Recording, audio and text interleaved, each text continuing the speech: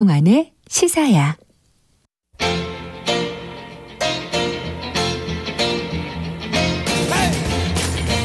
한 주 동안 있었던 뉴스 가운데 우리가 조금 더 깊이 들여다봐야 할 이슈를 짚어보는 시간입니다. 뉴스와 외전, 늘 함께 하시는 패널 두 분 소개해드리겠습니다. 배종찬 인사이트K 연구소장 자리하셨습니다. 안녕하세요. 안녕하십니까. 김민하 시사평론가 모셨습니다. 안녕하세요. 안녕하세요. 네, 김민하 평론가 방금 전에 방송 시작하기 전에 기침을 하셔가지고 깜짝 놀랐어요. 코로나19에 확진된 이후에 회복이 됐는데도 기침이 계속 나와가지고 네. 방송할 때마다 그냥 난감합니다. 이렇게 말을 하고 있잖아요, 제가. 네. 기침이 나올 것 같거든요. 참으면서 이제 말을 하는데 그러다가도 이제 가끔씩 기침이 나오거든요. 근데 이제 듣는 사람 입장에서는 그게 좀 웃음소리처럼 들릴 수도 있습니다. 그러면 제가 진지한 뉴스를 얘기하다가 웃는 것 같아져가지고 네. 스스로 더 깜짝 놀라고 더 긴장하고 더 기침이 나오고. 배종찬 소장은 괜찮으시죠? 아니 근데 왜 제 귀에는 우는 것처럼 들리죠? 네. 웃음소리가 아니라 우는 소리 들려가지고. 마음은 울고 있습니다. 네. 지금 뒤에 인터뷰 코너에서 저희가 롱코비드에 대해서 좀 얘기를 좀 자세히 나눠보도록 하겠습니다. 김민하 평론가도 좀 잘 들어주시기 바랍니다. 어떻게 하면 좋을지. 롱코비드인 것 같아요, 제가. 네. 자, 힘내세요. 우리는 좀 정치 얘기로 가보겠습니다. 대우조선해양 대표 선출과 관련해서 대통령직 인수위원회 측이 임기 말 모렴치 않은 알박기 인사다 이렇게 비판을 하는 일이 있었고요. 그러자 청와대가 모욕적인 표현이다 얘기를 하면서 사과를 요구하는 일까지 벌어지고 있는데요. 두 분은 뭐 대통령하고 당선인 만남이 회동 이후에 좀 분위기가 좋아지는 듯 하다가 갑자기 좀 이렇게 안 좋아지는 쪽으로 가는데 이런 상황 어떻게 보고 계세요? 글쎄요, 뭐 이게 어떤 이유인지는 뭐 대체로 어느 정도 이해는 됩니다. 그러니까 대선 결과가 그 여전히 계속 파장으로 이어지고 있고 또 지방선거 앞두고 있으니까 말 그대로 대결 구도죠. 그런데 저는 이렇게까지 곳곳에서 첨예하게 맞설 이유가 있을까? 그러니까 좀 더 우리가 이성적으로 차분하게 따져봐야 될 것 같은데 지금 대우조선해양 신임 대표에 대해서 또 인수위 측에서 물고 늘어지는 이유는 뭐 물고 늘어진다는 표현 자체는 왜냐하면 뭐 워낙 많은 공기업이나 또 민간 또 기업의 또 공공투자와 관련된 부분에 대한 보직들이 많이 있을 거 아니겠습니까? 그런데 이제 문재인 대통령의 동생과 관련 인사다 이렇게 지금 보고 있는 거잖아요. 근데 저는 세 가지 차원입니다. 하나는 뭐냐면 자격인데 이 사람이 자격이 있느냐 없느냐 사실 그걸 따져봐야 되지 않겠습니까? 그런데 전혀 무자격자를 데려다 놓았다 그러면 그것은 바로 의혹에 출발하는 시점부터 국민 여론도 덩달아 인사에 대해서 이해를 못할 겁니다. 그런데 이 사람은 대우조선해양에서 잔뼈가 굵은 사람이에요. 36년 있었던 말 그대로 전문가입니다. 또 두 번째는 뭐냐면 과정인데 그 과정에서 문재인 정부에서 이 인사를 위해서 특별히 개입을 하고 또 그 과정을 위해서 정치적인 오해를 받을 만한 소지의 행위를 했다. 그런 걸 좀 찾아보기가 힘들거든요. 그러면은 뭐 그런 걸 다 차치하고서라도 인수위 측에서는 굉장히 또 문재인 대통령의 이 가족과 관련된 동생이니까요. 관련된 인사라면 규명을 좀 필요할 수 있겠죠. 차분하게 규명하면 될 일 아닙니까? 이걸 가지고서 뭐 정쟁으로까지 이어질 일은 없다. 저는 차분히 규명해야 된다면 차분히 규명하면 될 일이죠. 네. 얘기가 곧바로 들어갔으니까 그냥 김민하 평론가께 그냥 여쭤볼게요. 인수위 쪽에서 지금 문제 삼고 있는 지금 박두선 대표잖아요. 그 선임 절차에 대해서 어떻게 보십니까? 이거 알박기라고 볼 수 있습니까? 없습니까? 대우조선해양에서 이제 설명을 했죠. 지금 말씀하신 것처럼 36년 동안 이제 근무했던 내부 인사인 것이고, 그리고 대선 이전부터, 그러니까 전임 대표의 임기가 만료됐기 때문에 대선 이전부터 선임 절차가 진행 중이었던 거고, 그리고 대우조선해양이라는 데는 어쨌든 산업은행이 55%의 지분을 갖고 있긴 하지만 민간 기업이거든요. 그러니까 지금 지분을 갖고 있다는 거는 공적 자금을 투입해가지고 그런 형태인 것이지 결국은 이제 민간에 다시 이제 매각해야 되는 그런 회사란 말이죠. 그게 잘 안 돼서 이제 계속 이렇게 있는 것이지. 그러니까 결과적으로 무슨 다른 공공기관하고는 다른 겁니다, 이게. 그래서 무슨 청와대가 이렇게 뭐 낙하산 인사를 내려보낸다든지 이런 것들은 근본적으로 불가능한 것이고. 다만 과거에 이제 그런 논란들은 있었어요. 그 대우조선해양의 이제 사장이 연임을 하고 싶어가지고 정치권에 뭐 로비를 하고 언론인이라든가 이런 사람들 다 엮여가지고 감옥 가고 뭐 이런 사건들이 있었는데 그게 고재호 남상태 사장이 있을 때 그렇습니다. 그때 이제 뭐 분식회계 4조 원을 했다든가 네. 이렇게 하면서 지금 말씀하셨던 그런 논란도 있어서 잇따라 2명의 사장이 구속되고 한 명은 징역 9년, 한 명은 그렇죠. 징역 5년이 최종적으로 선고가 되는 맞습니다. 일이 있었죠. 네. 그렇죠. 그리고 뭐 언론에 이제 그 논설위원인지 주필인지 이제 이분이 이제 뭐 잡혀가서 재판받기도 하고 그 브로커도 같이 잡혀가고 뭐 이랬단 말이죠. 그러니까 이것도 근데 사실은 뭐 낙하산 행사 이런 거라기보다는 연임 로비였지 않습니까? 그러니까 이런 좀 얼룩이 있는 회사인데 네. 그 이번 정권에서 이제 그런 문제는 대우조선 해양에 있어서는 이제 없었고 그리고 자연스럽게 이제 이렇게 선임되는 그런 과정을 이제 거친 것이기 때문에 내부에서 논란도 없었기 때문에 뭐 알박기 인사다 이렇게 규정할 수는 없는 것으로 보이고요. 네. 그럼에도 불구하고 이렇게 문제 제기를 하는 나름의 목적은 있겠죠. 정치적인 목적은 있다고 보는데 예. 결과적으로 이 문제 제기의 핵심은 산업은행이 제대로 할 일을 안 했다에 가까워 보여요. 감사원에 감사를 의뢰한다는 거 아니겠습니까? 네. 그리고 원일이 수석 부대변인이 직권남용 얘기를 했거든요.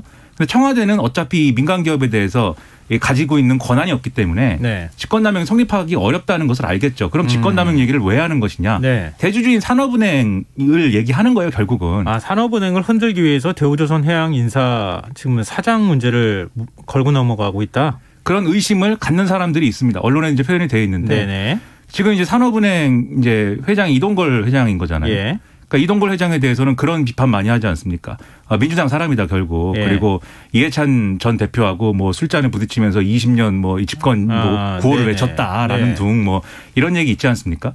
그리고 지금 이제 인수위가 산업은행 본점을 부산으로 옮기는 걸 공약을 했는데 이것도 사실 산업은행이 부산으로 가고 싶지 않을 거 아닙니까? 그러니까 이런 여러 가지 맥락들 때문에 결국은 목표는 산업은행 아니냐 이 평가를 많이 하는 것 같아요. 근데 그렇다고 하면 이제 구체적인 목표가 있는 건데 그런데 이거를 이제 알박기 인사 이렇게 규정을 해가지고 일반적인 어떤 신고 권력 간의 이제 인사 논란으로 크게 확전시키는 거는 네. 제가 볼 때는 바람직하지 않은 게 그 이전 사례가 이제 블랙리스트라든지 뭐 이런 것들이 이미 지금 상당히 이제 쟁점이 돼 있는 거잖아요. 네. 이게 또 다른 내로남불 뭐 이렇게 평가될 수 있는 거거든요. 네. 저는 조심스러워야 될 이슈인데 이 회사에도 안 좋고 정치적으로도 안 좋은 그런 이슈를 너무 섣불리 지금 얘기하고 있는 것 같다 인수위가 이런 생각입니다. 그럼 지금 김민하 평론가 얘기를 들으면 산업은행장의 자리가 문제가 있다. 그 사람이 문제가 있다고 하면 산업은행을 공격하면 되지. 왜 대우조선해양 인사를 알박기라고 공격하면서 산업은행장을 공격을 합니까? 일종의 이제 3쿠션으로 공격을 하고 있는 건데 이 주장에 대해서 어떻게 보십니까? 배영찬 소장께서는. 그래서 저는 이게 납득이 안 가는 거예요. 이게 정쟁적으로 다룰 일이 아니라 차분하게 규명을 하면 될 일이거든요. 왜 그러냐면은 자격을 봐서도 특별하게 문제될 물론 뭐 다른 사람이 또 사장 자리로 갈 수도 있겠죠.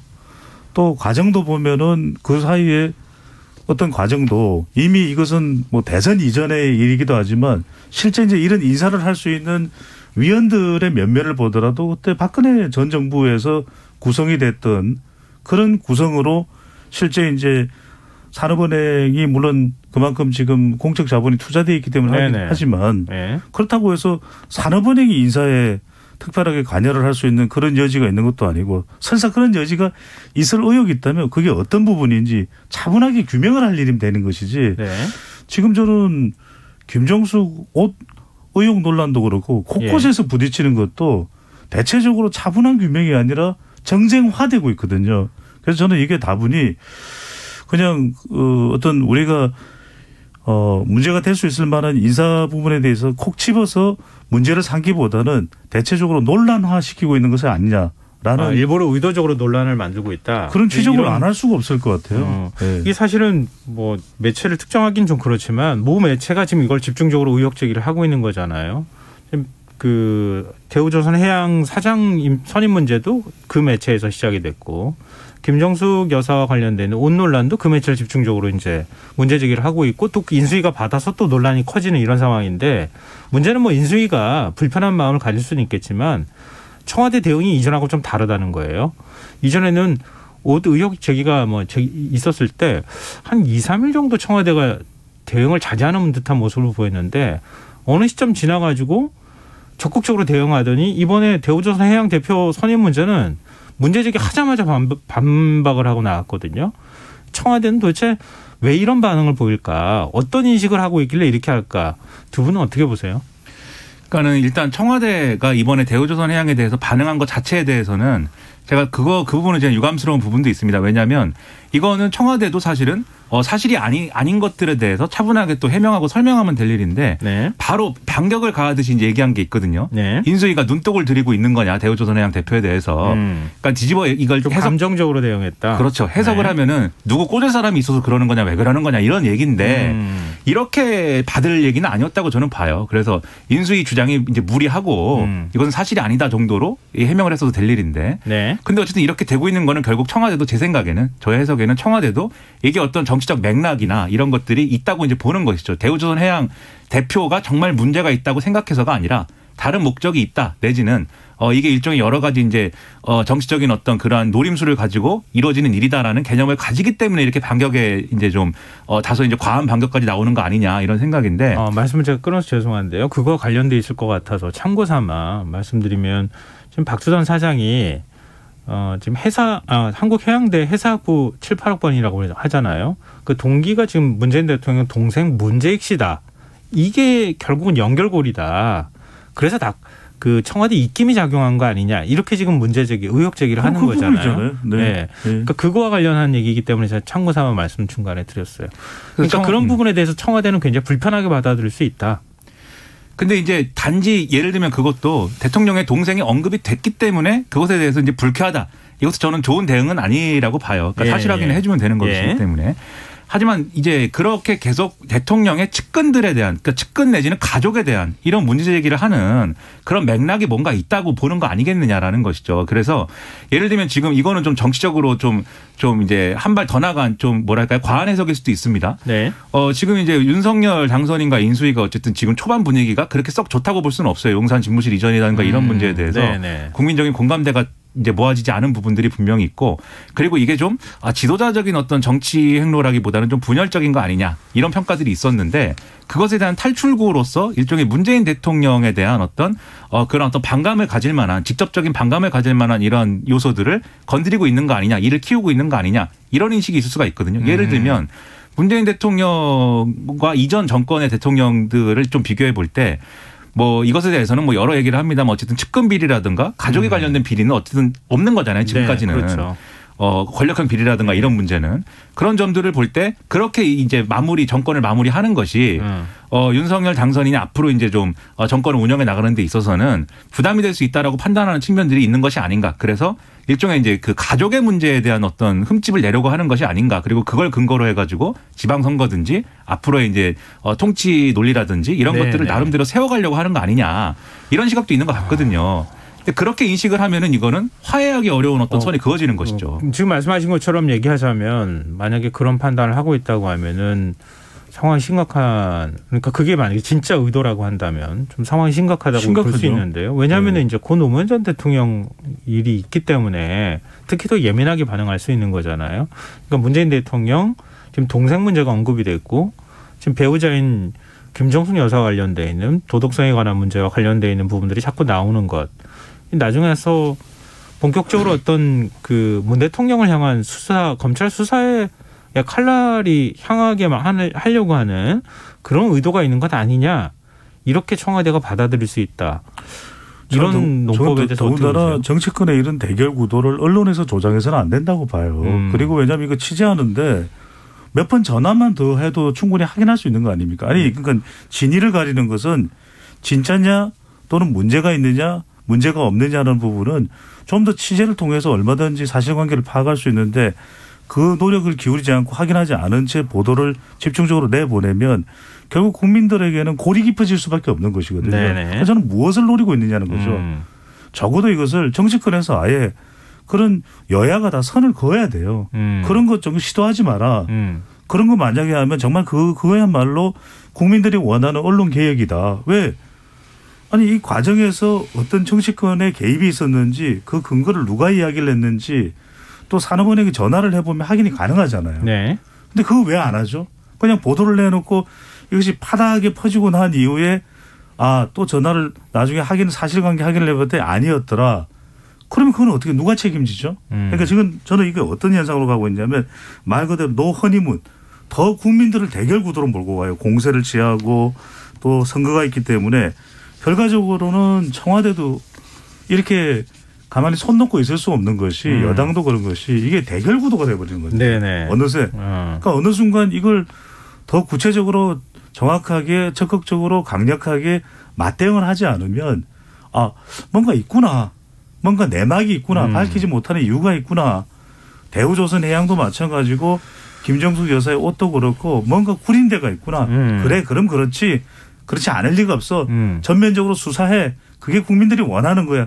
그래서 윤석열 당선시켜준 거 아니냐. 이렇게 연결하려고 한다면 그건 그래서는 안 된다는 거죠. 네, 알겠습니다. 이게 사실 언론계에서 뭐 사용하는 표현 중에 하나인데 그 보수 매체하고 일종의 이제 뭐 그 치고받기식으로 의혹 제기하고 받고 더 키우고 이런 방식으로 해서 의혹을 키워나가는 거 아닌가. 전형적인 어떤 패턴 같이 자꾸 벌어지고 있어서 좀 기시감이 든다. 이런 얘기들이 자꾸 나오는 거 아닌가 싶은데요. 참 이 얘기는 여기서 좀 마무리하고요. 이제 진짜 사실은 중요하고 더 국민들 관심이 갔던 거는 초대 총리가 누가 될 것이냐 이거였어요. 지금 한덕수 전 총리, 그다음에 임종영 전 금융위원장이 뭐 유력하게 검토되고 있다. 근데 또 다른 인사가 중간에 들어가기도 하고 이게 사실 두 명이라고 꼽기도 참 애매하긴 한데 인사는 아무도 모르는 거니까요. 지금 총리 인선 흐름상 어떤 쪽에 좀 방점이 찍혀 있다고 보세요, 두 분은? 저는 이게 뭐 이제 언론 보도 나오는 내용과 인수위에서 관련 발언들을 이제 종합을 해 보면 이걸 이제 이른바 빅데이터 베이스에서 분석하는 것이 어느 정도는 가능하거든요. 나오는 이야기가 뭐냐면 경제, 또 전문성, 통합, 경험 이런 내용들이 쭉 나옵니다. 그렇다면 쭉 거론됐던 사람들 중에서 이 내용에 가장 부합되는 사람을 찾아봤더니 나이 이런 이야기는 안 나옵니다. 네. 경험이라는 이야기인데 제가 이제 개인적인 분석입니다. 개인적인 분석을 빅데이터 상으로 이제 개인 빅데이터 분석을 해봤더니 그러니까 이런 쭉 키워드를 넣으면 세 글자가 나와요. 한덕수. 네, 한 명으로 모아진다? 모아져요. 모아지는데 네네. 이제 또다시 거론되는 사람이 임종용 전 금융위원장인 것은 비슷한 조건에 있습니다. 네. 그러니까 한덕수 전 국무총리는 뭐 DJ 정부부터 뭐 유력 중요한 경제 관료로서 활동을 해왔던 거죠. 통상교섭본부장도 했었고 또 노무현 정부에서는 마지막 국무총리도 역임했고 MB 정부에서는 또 주미대사도 역임을 했고 네. 지금 인수위 인사들도 MB 출신 인사들이 상당히 많지 않습니까? 그러다 보면 그런 부분들로 서로 간에 교감이 있을 수도 있는 것이고 통합을 이야기하는 것은 뭐 이게 호남 출신이라는 게 뭐 통합의 전제 조건은 아닙니다. 그래서 네. 지나치게 학대해서 가는 것은 우리가 지양할 필요가 있겠지만 그래도 호남 출신입니다. 임종용 전 금융위원장도 호남 출신일걸요. 그렇죠? 그렇습니다. 네네. 그래서 이런 내용들이 유사하게 적용이 되는 인물. 근데 경험을 따져보면 더 풍부한 경험, 국무총리까지 이미 경험을 한 사람은 한덕수 전 총리고 또 유사한 경험이 임종용 전 금융위원장이라는 거죠. 참, 예.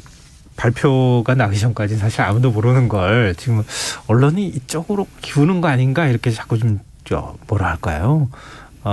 윤 당선인 측 관계자를 통해서 입을 빌려가지고 자꾸 얘기가 좀 풀러나오고 있는 건 아닐까 싶은데요. 네. 일단 뭐 어떤 인사가 지명이 되던 간에 민주당이 국회 다수 의석을 점하고 있는 상황에서 인사청문회하고 국회 인준 절차를 거쳐야 되지 않겠어요? 근데 당선인 측에서는 그걸 생각 안 할 수는 없을 것 같거든요. 김남평 평론가는 그 이후 분위기는 어떨 거라고 보세요?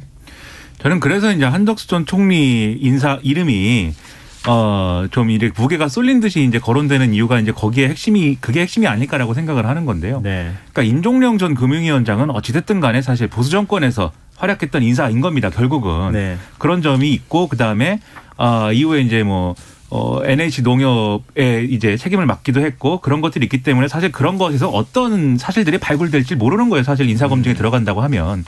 근데 그런 것들의 위험성이 있는 건데 한덕수 전 총리는 2007년에 총리를 한 인물이고 그렇기 때문에 별로 이제 추가적으로 뭔가 이렇게 좀 인사 검증 차원에서 어떤 비리라든가 뭐 논란이라든가 이럴 거는 없지 않겠느냐. 네, 그리고 무난하다. 또 그렇죠. 네. 그리고 또 어쨌든 참여정부까지 민주당 정권에서 어쨌든 일을 했던 인물이니까 네. 좀 봐주지 않겠냐 뭐 이런 맥락이거든요. 근데 그렇다고 해서 제 생각에 만약에 한덕수 전 총리가 이제 인사청문회에 온다라고 했을 때 민주당이 이제 그런 마음으로 대응할 것이냐 저는 아니라고 봅니다. 2007년에 총리를 한 인물이 2022년에 총리를 또 하는 게 맞는 거냐 이게 15년의 격차를 가지고 똑같은 사람이 총리를 하는 게 이게 이 적당히 뭐 넘어갈 수 있는 사안인 거냐부터 시작을 해가지고 과거에 논란이 됐지만 어쨌든 방어가 된 사안들이 있었을 거예요. 다시 꺼내들고 뭐 이렇게 아마 전면전하려고 나올 거거든요 민주당도.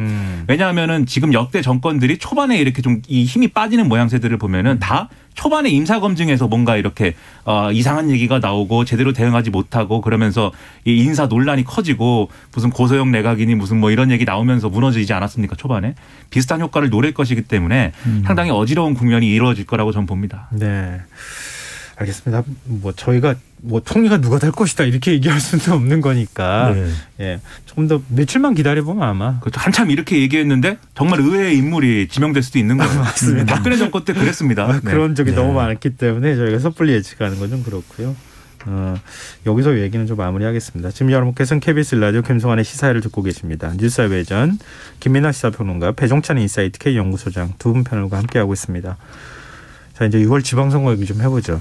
얘기가 더 뜨거울 것 같거든요. 네.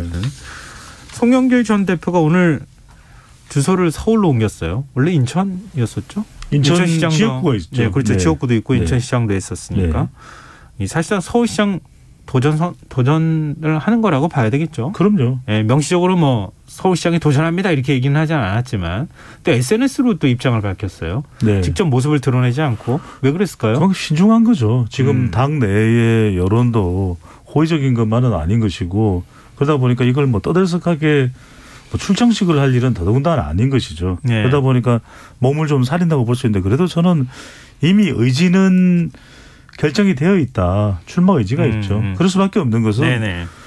송영길 전 대표가 뭐 다른 길을 갈 만한 길은 더 이상 없습니다. 인천시장도 했죠. 또 뭐 국무총리나 그렇게 지금 당장 할 수 있는 것도 아니고 그렇죠. 본인이 이제는 노려볼 수 있을 만한 것은 이제 차기 대선이거든요. 그렇다면 여기서 저는 첫 번째다. 왜냐 이번 서울시장 선거가 송영길 전 대표에게 뭐 책임론도 있지만 대선 책임론도 있지만 또 지방선거 책임론도 있는 것이거든요. 네네. 그러면 당이 무너져 가는데 아니 송 전 대표는 뭐 하고 있는 거예요. 이런 또 주장도 나오고 있습니다. 네네. 그렇다면 첫 번째로는 뭐죠? 저는 오세훈 대 송영길의 대결일까? 뭐 다른 후보들이 또 나올 수도 있으니까요. 민주당에는요. 오세훈 대 송영길의 대결이 아니라 저는 오세훈 대 민주당의 대결이에요. 왜? 서울이 너무나도 중요한 지역이고 더군다나 대선에서 윤석열 당선인에게 뺏겼던 지역이고 그렇다면 이것은 개인 대 개인의 대결이 아니라 오세훈 대 민주당의 대결이다. 네네.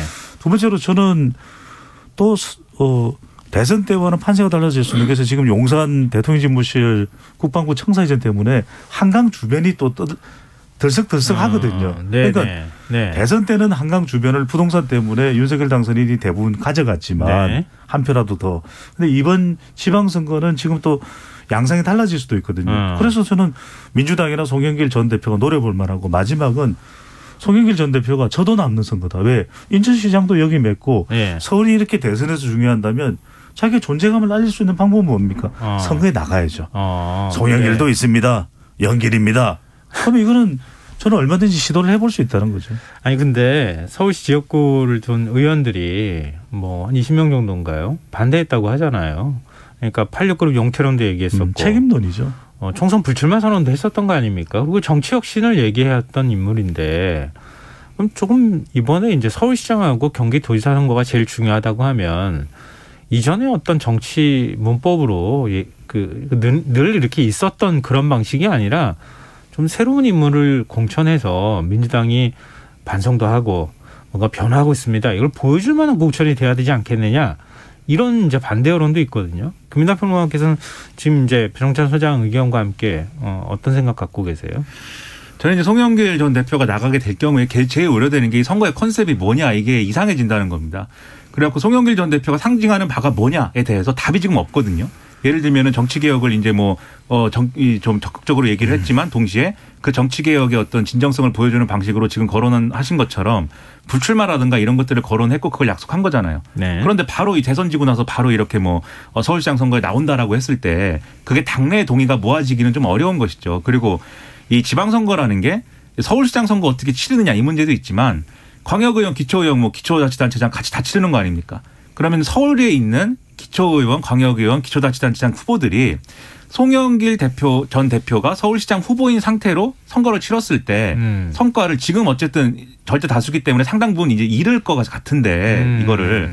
근데 어느 정도로 방어를 할 수 있는 거냐를 따져봐야 되지 않겠느냐라는 게 지금 서울 지역 의원들의 이제 목소리인 것 같아요. 그래서 첫 번째 명분이 없고 두 번째 이게 실리적인 거냐 이거 따져보자라는 건데 근데 송영길 전 대표 입장은 이런 거죠. 지금 서울에 이 선거가 불리한 국면이 됐기 때문에 다들 안 나간다는 거 아니냐. 그럼 다들 안 나간다고 하니까 내가 이렇게 일종의 살신성이 하겠다. 그런 차원으로 얘기를 꺼낸 건데 근데 서울 지역에서 반발이 있고 의원들이 더 경쟁력 있는 후보를 발굴할 수 있을지를 우리가 노력해보자라고 하면 사실은 송영길 대표가 그런 상황에서 내가 나가겠소 얘기하는 게 어렵죠. 명분이 없다. 그렇죠. 그런데 SNS에 올린 거지 않습니까? 서울로 주소를 옮겼습니다.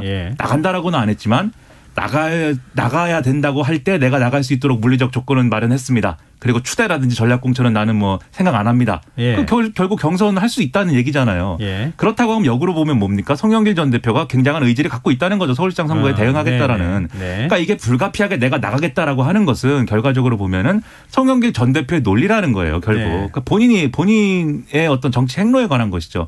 그럼 다시 앞서의 질문으로 갖고 와서 그렇게 했을 경우에 그럼 전체적인 지방선거의 컨셉이 안 잡히는 문제 어떻게 해결할 거냐. 저는 여기에 대해서 송영길 전 대표가 지금 답을 보여주지 못한다고 생각합니다.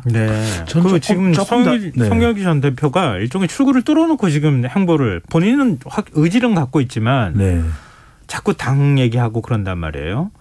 그러니까 당에서 불러줘야 그래야 제가 갑니다. 근데 지금 서울시 분위기는 별로 좋지 않은 상황이고 특히 광역하고 자치단체 의원들이 좀 반발이 더 심한 거 아니냐 뭐 이런 얘기가 나오거든요. 아까 김이나 평론가 얘기하신 것처럼 이런 상황에서 만약에 반대 여론이 높아지면 출마 선언을 못하는 거 아닙니까? 전 다르다고 봐요. 왜냐하면 결국에는 송영길 전 대표가 확보하고 싶은 것은 명분이죠. 근데 한번 생각해 보십시오.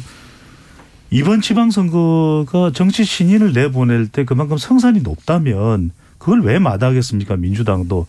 현실적인 문제입니다. 그런데 그렇다면 교체해야죠. 저도 교체해야 된다고 봅니다. 확 바꿔야 돼요. 청년 여성을 더 많이 투입해야 됩니다. 그런데 선거라는 게 뭡니까? 선거는 이기고 지는 죽고 사는 전쟁이거든요. 당선이 중요합니다.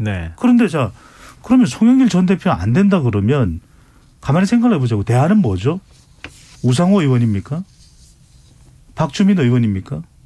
그러니까 이겨야 되는데 오세훈이라고 하는 거함을 썰어터려야 될 만한 체급의 사람이 없는 거예요. 좀해서. 그러니까 그게 말 그대로 많은 대안들이 있다면 그 대안을 왜 안 하겠어요. 2018년으로 돌아가면 4년 전입니다.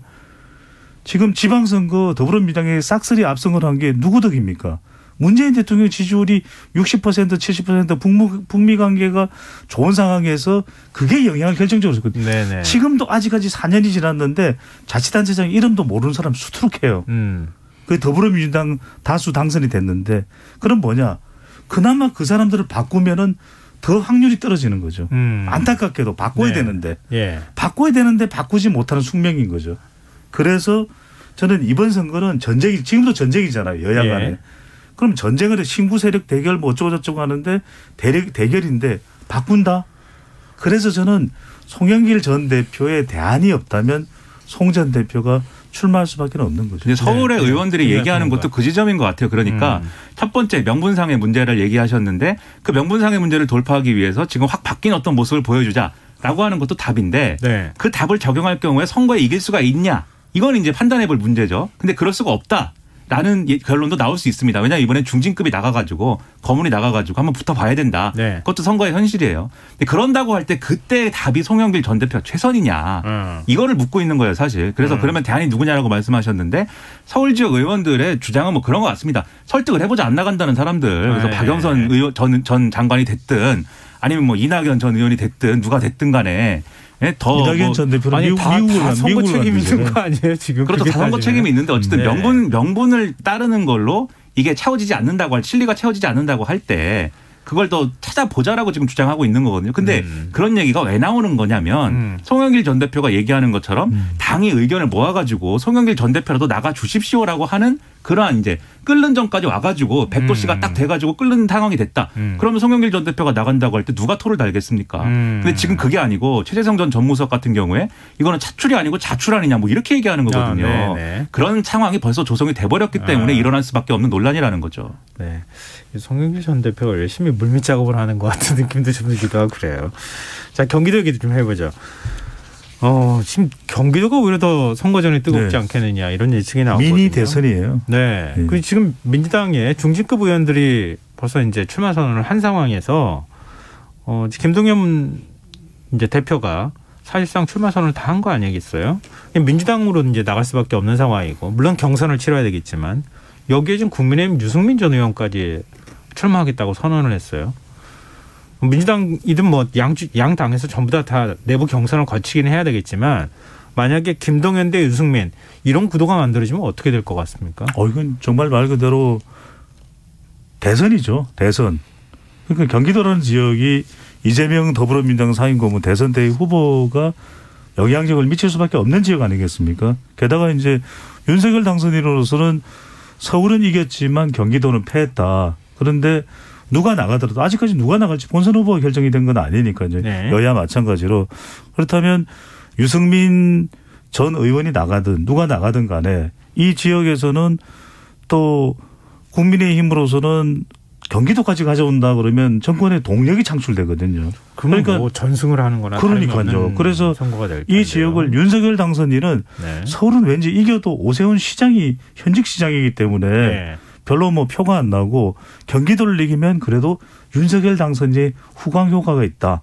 이런 더 평가를 받을 수가 있는데 그렇기 때문에 저는 여기는 간판 지역인데다가 왜냐하면 김동연 전 부총리가 최종 본선 후보가 됐든 누가 됐든 더불어민주당 후보 중에서 경기도에 출마하는 사람은 분명히 이재명 더불어민주당 상임 고문 간의 관계를 강조할 수밖에 없을 겁니다. 이재명 고문과 저는 깐수입니다. 깐부입니다. 뭐 이런 이야기 할 수밖에 없거든요. 그러니까 이게 저는 여전히 이재명 이 대선 후보가 다시 재등판하는 상황이 연출될 수밖에 없다. 직간접적으로.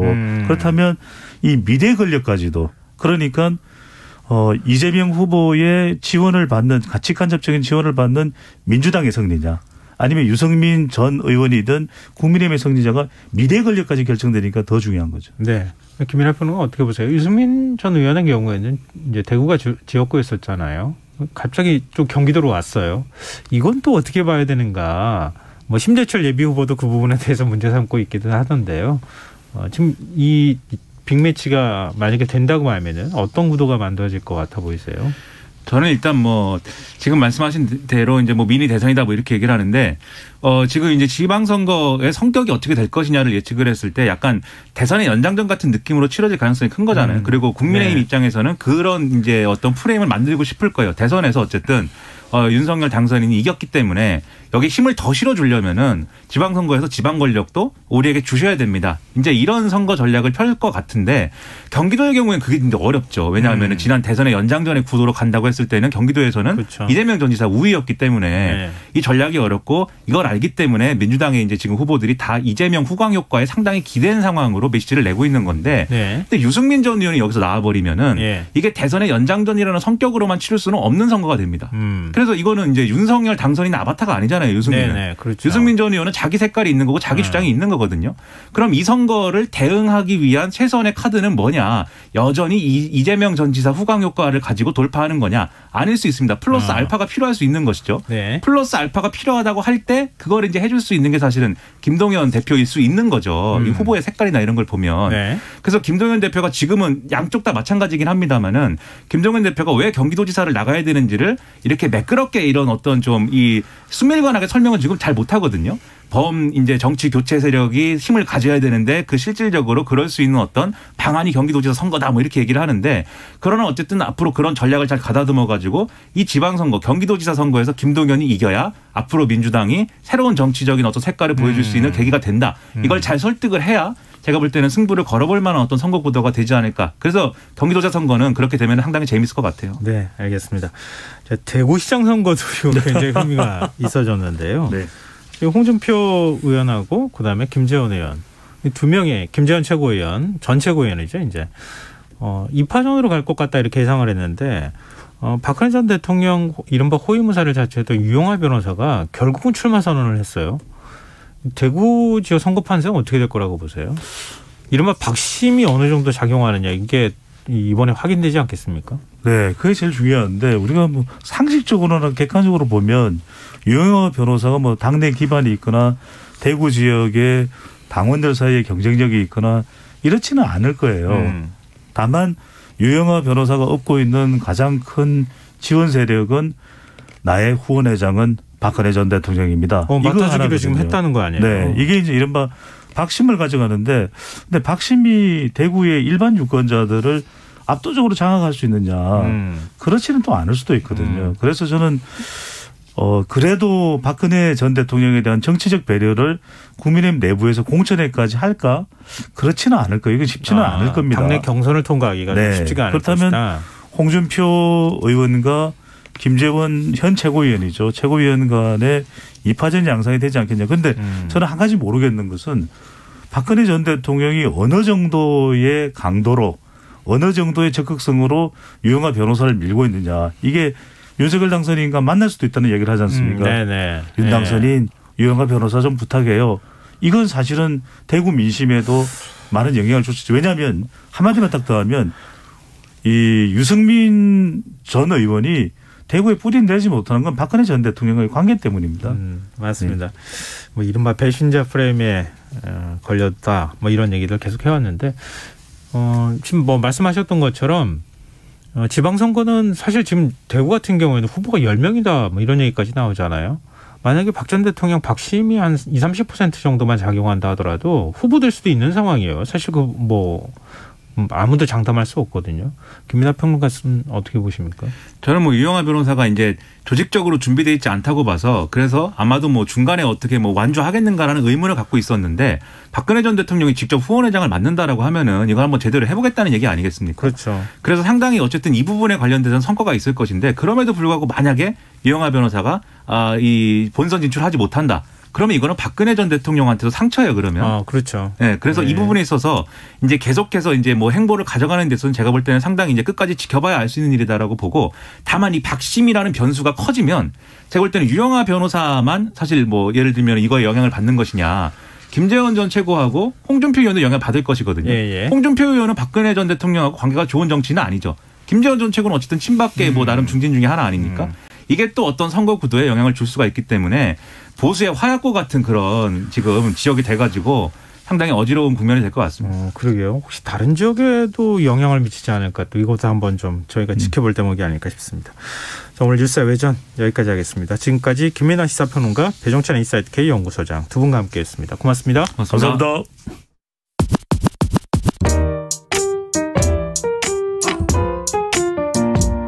김성환의 시사야는 청취자 여러분의 참여를 기다립니다. 문자 샵 9730